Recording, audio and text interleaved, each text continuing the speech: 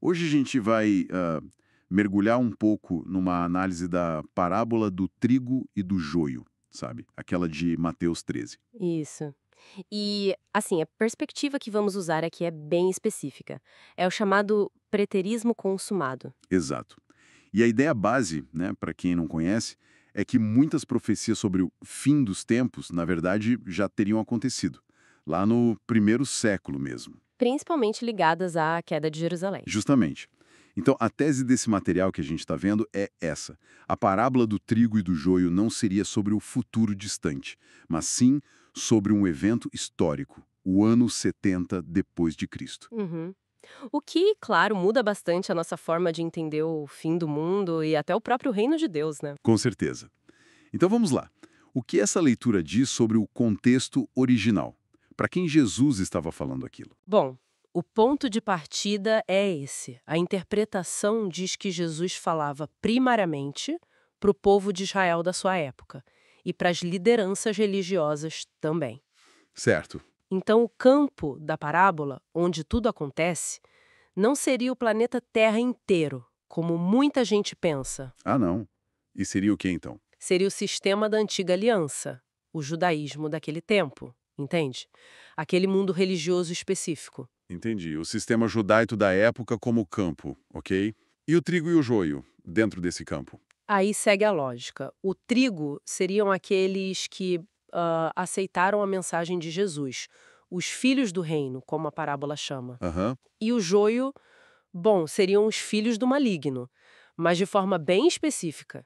Aqueles ligados a esse sistema religioso que acabou rejeitando o Messias. Faz sentido dentro dessa lógica do campo ser Israel. Mas aí chegamos num ponto bem crucial. A colheita no fim dos tempos. Como essa interpretação lida com essa expressão, que é tão carregada, né? Essa é uma chave mesmo. O termo grego original, suntelia tua ionos, traduzido como fim dos tempos ou fim do mundo, Sim. ele significa mais literalmente fim da era ou consumação da era. Não necessariamente o fim do planeta, do mundo físico. Ah, fim da era, interessante. Exato. E a análise sugere que o Novo Testamento fala de duas eras principais: a da Antiga Aliança, que estava ali, presente, mas terminando, Certo. e a da Nova Aliança, que estava começando com Cristo. E várias passagens, segundo essa leitura, indicam que o fim daquela era antiga era iminente para os ouvintes originais. Tipo quais? Olha, tem Mateus 24, verso 3, quando os discípulos perguntam qual seria o sinal da vinda dele e do fim da era. A pergunta dele já usa esse termo. Hum. Paulo, lá em 1 Coríntios 10, 11, ele diz que os fins das eras tinham chegado sobre eles, a geração dele. E Hebreus 8, 13 é bem direto, né? Diz que a antiga aliança estava ficando velha, ultrapassada e perto de desaparecer. Perto de desaparecer. Então, a colheita, essa separação do trigo e do joio, estaria ligada a esse fim de era que estava para acontecer logo. Exatamente. A interpretação conecta essa colheita de forma direta com um evento histórico bem conhecido: Que seria? a destruição de Jerusalém e do templo pelos romanos no ano 70 depois de Cristo. Esse evento terrível é visto como o juízo de Deus que foi anunciado sobre aquela geração específica. Cumprindo o que Jesus disse, né, em Mateus 23 e 24, que aquela geração não passaria. Isso, que aquela geração não passaria sem que tudo aquilo acontecesse. E o joio sendo juntado e lançado na fornalha. Nessa visão, seria uma linguagem, assim, simbólica, forte, para descrever a destruição literal mesmo. A violência, o fogo que consumiu a cidade e pôs fim àquele sistema antigo. E existem outras partes da Bíblia que usam essa imagem de fogo para juízo, né? Sim, sim.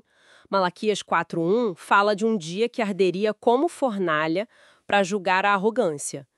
E a própria parábola do banquete de casamento, em Mateus 22:7, diz que o rei enviou tropas e queimou a cidade dos que rejeitaram o convite.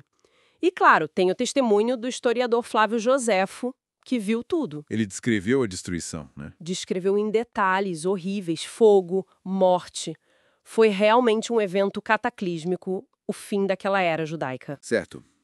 Entendi a conexão com os 70 depois de Cristo, como a colheita e o juízo sobre o joio.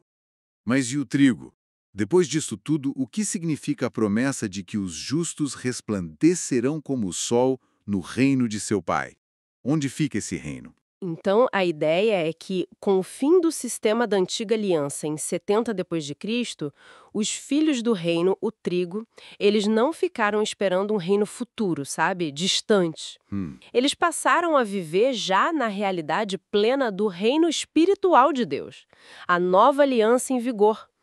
É um reino que, como o próprio Jesus falou lá em Lucas 17, não vem com aparência exterior, que a gente possa apontar e dizer, olha, tá ali. porque estaria dentro ou no meio das pessoas, né? Exatamente, o reino de Deus está entre vós ou dentro de vós.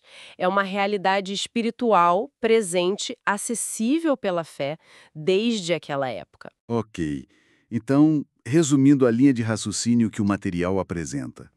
A parábola do trigo e do joio, ela teria encontrado seu cumprimento principal ali, em 70 depois de Cristo, marcando o fim da era da antiga aliança, e não necessariamente o fim do mundo como um todo. Isso. E as implicações disso para nós hoje são, bom, bem significativas, né? Dentro dessa perspectiva, claro, Como assim?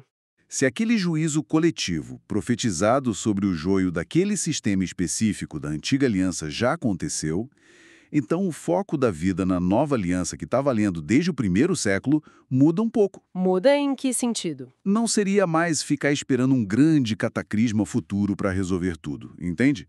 A responsabilidade se torna mais individual. Viver aqui e agora os princípios do reino, que já está estabelecido. Amor, justiça, paz. Entendi. O mal continua existindo, claro. Sim, o mal persiste. Mas seria entendido mais como o resultado das escolhas humanas dentro desta era da nova aliança, e não como algo ligado a pactos cósmicos antigos que já foram encerrados lá atrás com o fim daquela era específica. É uma perspectiva que realmente muda o foco, né? Tira um peso de esperar um fim iminente e coloca a responsabilidade no presente. Exato. Fica então essa reflexão, né? Se esse juízo histórico específico já rolou e o reino espiritual está de fato estabelecido desde o primeiro século, como é que essa compreensão poderia talvez reorientar a nossa fé, a nossa esperança, a nossa ação hoje?